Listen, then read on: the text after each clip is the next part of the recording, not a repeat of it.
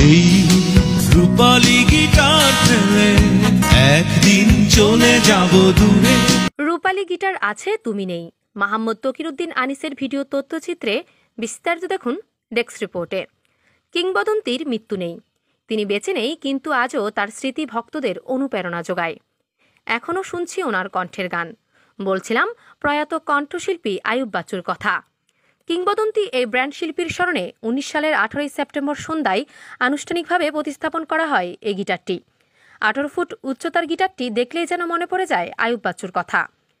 ত্রিভুবন থেকে হারিয়ে গিয়েও আছেন ভক্তদের মনে। এখনও ভক্তরা তার কণ্ঠের গান লালন করছে। বিদায়ের আগে আইয়ুব বাচ্চুর পরিবারের সদস্যদের ওসিয়ত করে গিয়েছিলেন তার স্বপ্নের গিটার কাকে দিতে হবে। তার ওসিয়ত মতে তাদের হাতে হাতে পৌঁছে গেছে কিংবদন্তির সে গিটার। যদিও চট্টগ্রামের সন্তান হিসেবে চট্টলাবাসী আইয়ুব বাচ্চুর স্মৃতি ধরে রাখার দাবি জানিয়ে আসছিল সাবেক সিটি মেয়র আজম নাসির উদ্দিনের কাছে। পরে কেডিএস গ্রুপের সহায়তায় প্রবর্তকের মোড়ে 4 রাস্তার মাঝখানে প্রতিস্থাপন করা হয় রূপালী গিটার।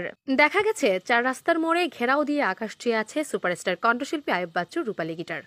প্রতিদিনই দর্শনার্থীরা আইয়ুব বাচ্চুর রূপালী গিটার দেখতে আসেন, তুলেন আপন মনে রূপালী গিটার সহ ছবিও। দর্শনার্থী ছাড়াও premier university, Chittagong medical college পড়ুয়া শিক্ষার্থীরা এবং সুগন্ধা আবাসিক এলাকায় বসবাসকারীরা প্রতিদিনই রূপালী গিটারের ঐতিহ্য ধারণ করতে ছুটে আসেন প্রবর্তকের মোড়ে।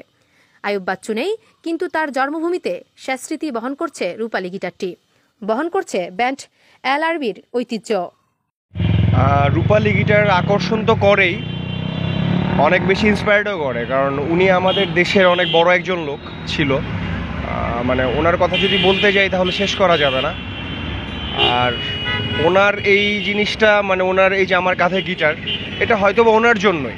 ওনাকে দেখেই আমরা গান বাজনা, মানে বাংলাদেশের যে যুব সমাজ, ঠিক আছে, সব কিছুর ঊর্ধ্বে চলে গেছে, যে গান বাজনা, গিটার বাজানো, বাংলাদেশি একজন যে গিটার বাজাবে, এটা আসলে যদি উনি না থাকতো তাহলে হয়তো বা সম্ভব হতো না। এটা অবশ্যই নগরবাসী, এটা অবশ্যই চিটাগাংবাসীর, এটা পুরো বাংলাদেশের। ওনার যে লিগেসিটা, আর কি, ওনার লিগেসিটা অনেক দূর পর্যন্ত নিয়ে যাওয়ার জন্য আমাদের সবাইকে একসাথে কাজ করতে হবে।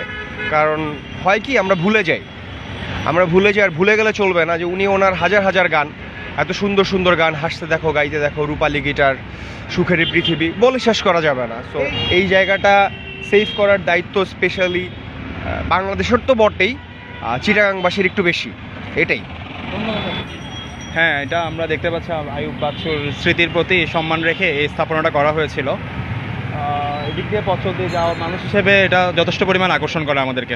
দেখুন, এটা তো মেরামত, মানে রক্ষণাবেক্ষণ, স্থাপনা সব কিছুর উপর নির্ভর